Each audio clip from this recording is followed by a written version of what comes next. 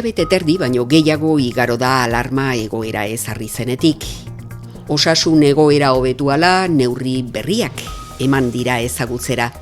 Baina ezin dugu ahaztu oraindik ere osasun larrialdi egoeran jarraitzen dugula eta beharrezkoa dela segurtasun neurriak hartzea.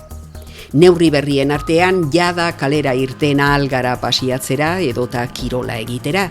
Beti ere lekitoko mugen barnean eta egunean behin.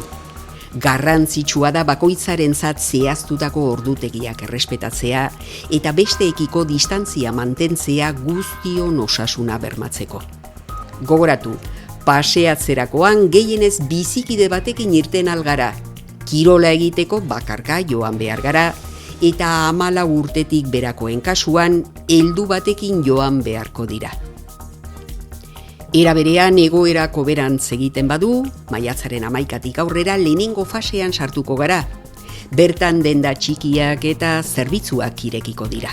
Erosketak segurtasun osoz egiteko asmoz, Kito Merkatari Elkarteak denon babesa, denon etorkizuna izeneko kanpaina hasi du astelehenetik aurrera. Kitoko dendetan eskuak garbitzeko gel hidroalkolikoa eta maskarillak jarriko dira, sartu aurretik bezeroek erabili ditzaten. Gainera lurrean markak egongo dira, bezeroen artean 2 metroko distantzia mantentzeko. Bezeroek dendetara joaten direnean lasai egotea nahi dute, segurtasunez erosi aldutela sentiarazteko. Orain, inoiz baino gehiago erosi Lekiton. Gogoratu, Lekiton bizi, herrian erosi, danok irabazi. Gainera ostalaritzako terrazak kapazitate herrian zabaldu ahalko dira. Kasu guztietan segurtasun neurriak hartu beharko dira eta besteekiko distantzia mantendu. Ondoren eta denok arduraz jokatzen badugu, 2. eta 3. faseak etorriko dira. Eta horietan neurriak leuntzen joango dira, denda eta zerbitzu gehiago irekitzea ahalbidetuz. Eta horretarako garrantzitsua da segurtasun eta higiene neurriak betetzen jarraitzea. Era berean, segurtasun neurri onena alden bitartean etxean geratzea da. Erantzukizunez jokatu, denon laguntzarekin lortuko du. Ekainaren 7an ospatu behar zen Lekitoko bandera, bertan bera geratzea erabaki du Isuntza Arraun Elkarteak. Gizonezkoen 42. eta emakumeen 10. bandera izango litzateke aurtengoa. Baina osasun larrialdia dela eta ezinezkoa egiten da estropada hau antolatzea. Parte hartzailez gain erakartzen duen ikusle kopurua oso handia izaten baita. Egin duan batzarra, direktiba mailan, da egin duan bai alkatiaz beberroa udaletxian, eta ikusten dugu apurtxu bat justu biliko arela, zenbate problemak itxio sortu, danoko beto. Iztixanko estropada da temporada normala, ze praktikamente 3 hilabetian itxasun ibili barik eta egon gara, nik usteo julizune askanetan ero, darino azten bagaro beto, baina ez dakiz, gauzak ez dizoko errez. Isuntzako arraunlariek indartxo ekingo diote estropadak berriz hasten direnean, eta Lekitoko uretan beste taldeekin lehiatzen arituko dira berriro ere. Danok inbirdu aurrera, bai arraunlaritza eta bai lekitxarrak eta bai danok. Aupa Isuntza.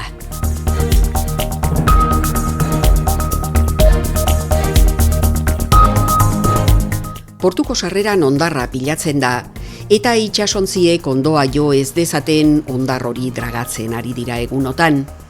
Lan hauek urtero egiten dira, eta arrantza sektorean eta itsas kirol sektorean parte hartzen duten guztien segurtasuna bermatzera bideratuta daude. Guztira 5.000 metro kubiko hondarra aterako dira portutik, eta ondoren Karraspio hondartzara eramango da guztia. Mareak eta itsas ondoko mugimenduek hondarra eramaten dute portuaren sarrerara arte, eta itsasontziak segurtasun osoz portutik igaro ahal izateko beharrezkoak dira lan hauek. Ekimen hau, Eusko Jaurlaritzako portu zuzendaritza burutzen ari da, Lekitoko udala eta kofradiarekin elkarlanian. Osasun larrialdia hasi zenetik, gero eta gehiago dira haien laguntasuna eskaini dutenak. Aste honetan, Danobat kooperatibak eta Iturrioz institutuko gurasoen elkarteak donazioa egin diote Lekitoko gurutze gorriari. Gainera kalamua itsasontziak harrapatutako arraina ere eman du, eta Lekitxo bedarrakekoek barazkiak eman dituzte. Horiei esker, janaria eta higiene produktuak erosi eta banatu ahalko dira beharrizan gehien dituztenei eramateko. Guztion artean egoera hobetzen laguntzen dugu, eta Lekitxoren herritarren bihotzona erakusten jarraitzen dugu. Denok batera lortuko dugu.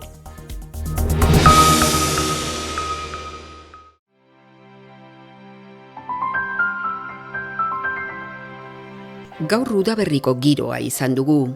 Eguerdian zeruan hodei gehiago izan ditugu, baina orokorrean giro argia. Azken orduan ez da baztertzen euria egitea.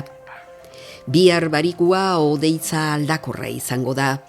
Goizean ostarteak nagusituko dira eta arratsaldean zerua ilunago ikusiko dugu. Arratsaldean zaparrada trumoitsuak botako ditu eta baliteke txingorra egitea.